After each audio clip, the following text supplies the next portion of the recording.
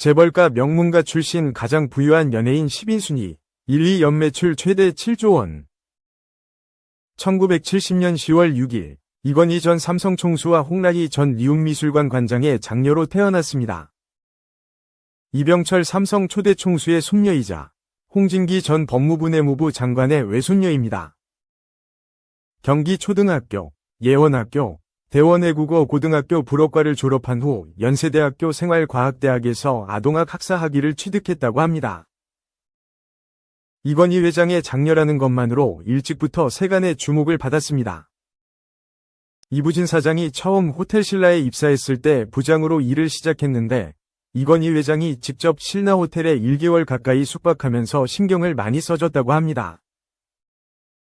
이건희 회장이 이렇게 대놓고 자기 자식한테 힘을 실어준 사례는 없는 것으로 알려져 있습니다. 삼성복지재단 기획지원팀에서 직장 생활을 시작해 삼성전자 전략기획실 과장을 거쳐 2001년 8월 호텔신라 기획부 부장으로 자리를 옮겼습니다. 2005년 경영전략 담당 상무, 2009년 전무로 승진한 이후 2010년 12월에는 호텔신라 대표이사 사장으로 선임되었습니다. 대한민국의 기업인 현대자동차그룹 제2대 회장으로 전북현대모터스 구단주, 대한양궁협회 회장, 아시아양궁연맹 회장직을 겸임합니다. 나이대가 비슷한 재벌가 오너 경영인 중 능력과 성과 면에서 평이 매우 좋습니다. 현대가 3세의 장손이라서 어릴 적부터 할아버지 정주영, 큰아버지 정모필, 아버지 정몽구, 작은아버지들인 정몽근, 정몽호, 정몽원, 정몽준, 정몽윤, 정몽일과 같은 상에서 아침밥을 먹으며 엄격한 가정교육을 받았습니다. 대표적으로 피터 슈라이어를 기아 디자인 총괄 부사장으로 영입, 기아 K5가 대표되는 기아 디자인의 전성기를 열었습니다. 그와 동시에 디자인, 기아라는 광고 캠페인 등의 브랜드 마케팅을 전개함으로써 기아에 대한 이미지를 제고한 점은 매우 고무적입니다. 또한 현대자동차그룹의 프리미엄 브랜드인 제네시스의 성공적인 론칭과 성과의 배후에 정의선의 리더십이 크게 작용했고 추후 현대자동차그룹의 경영권 승계에 가장 긍정적으로 영향을 미칠 것이라고 평가받았습니다. 스마일게이트 그룹의 창업자, 현재 스마일게이트 홀딩스 CEO, 스마일게이트 희망 스튜디오 이사장을 겸하고 있습니다. 권혁빈 CVO는 스마일게이트 그룹의 지주사인 스마일게이트 홀딩스의 지분을 100% 보유한 최대주주입니다. 스마일게이트 홀딩스는 대부분의 스마일게이트 그룹 자회사의 지분을 100% 소유하고 있습니다. 유일하게 상장사였던 선데이토즈의 지분 20.90%를 위메이드에 매각하여 자회사에서 제외되었고 2021년 12월 20일에 스마일게이트 그룹을 완전한 비상장 그룹으로 전환시켰습니다.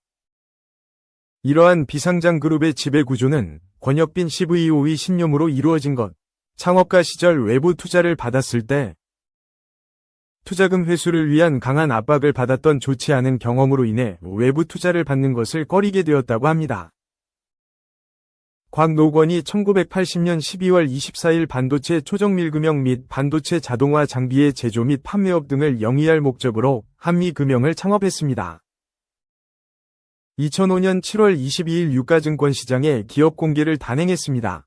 2007년 부로 곽노건 창업자의 아들인 곽동신이 대표이사 부회장으로 승진했습니다. 2012년 한미반도체는 삼성전자가 한미반도체로부터 반도체 장비를 사서 쓰다가 현재는 자회사인 세메스에 합병된 세크론을 통해서 이 비슷한 장비를 만들어 특허를 침해하였다며 소송을 진행하였고 승소하였습니다. 이 이후로 삼성전자와 한미반도체의 관계가 어그러져 한미반도체가 2024년 현재까지도 SK하이닉스와 주로 협업을 하고 있게 되었다는 시각도 존재합니다. 2017년부터 HBM 필수 생산 장비인 열압착 본딩 장비를 SK하이닉스와 공동 개발하며 공급하기 시작했습니다. 2021년 6월 반도체 장비 업체인 HPSP에 375억 원을 투자하여 지분 12.5%를 취득했습니다.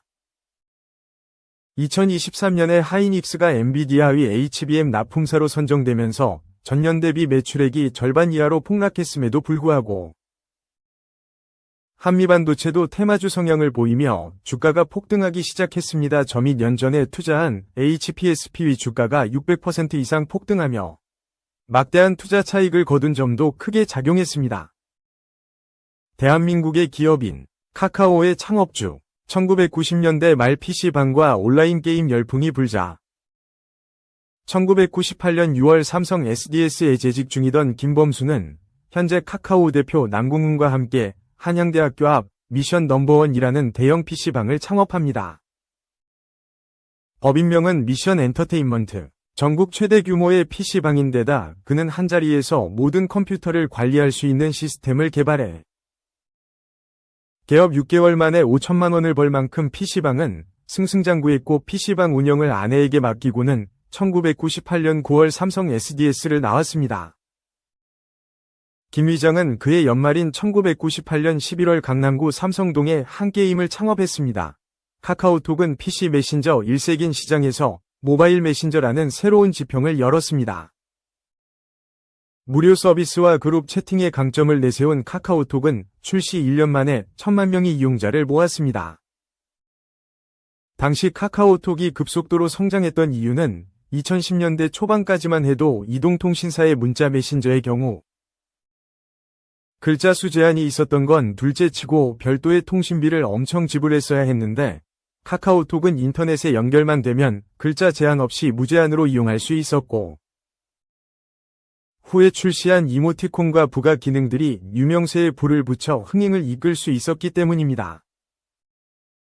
이건희 삼성그룹 2대 회장의 아내이자 대한민국의 미술기관 단체인 전 리움미술관 관장입니다.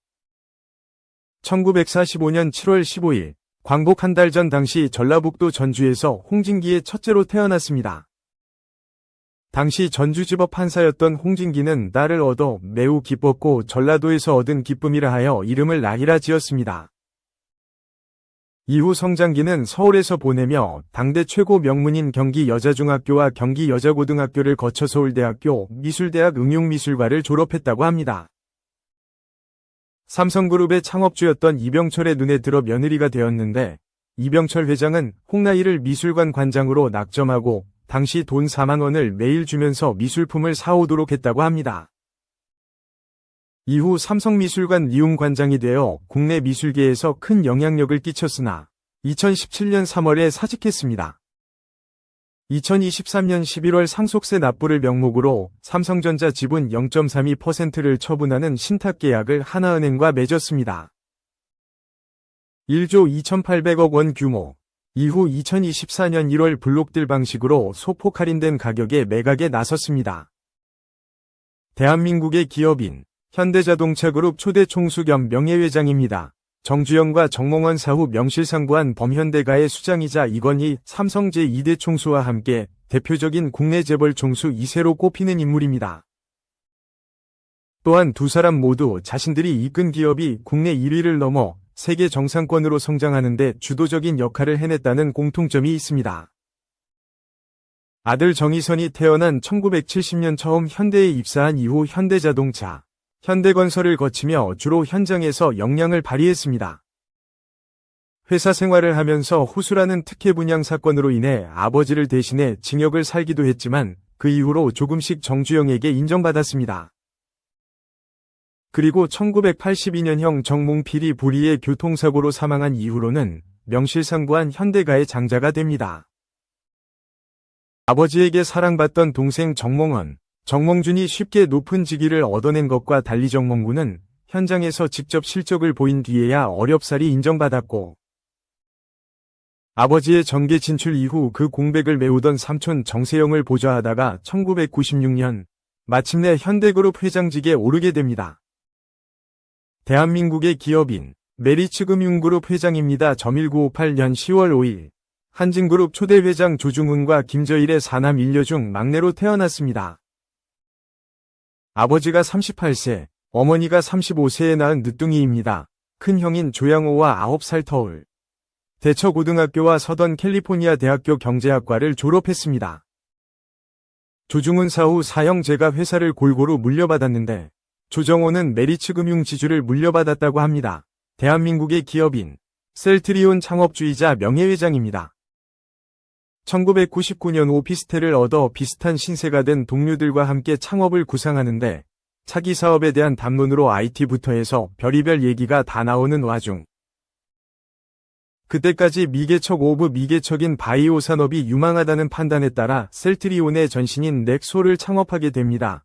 재미있는 건 이때 생물학 관련 전공자는 한 명도 없었다는 것입니다.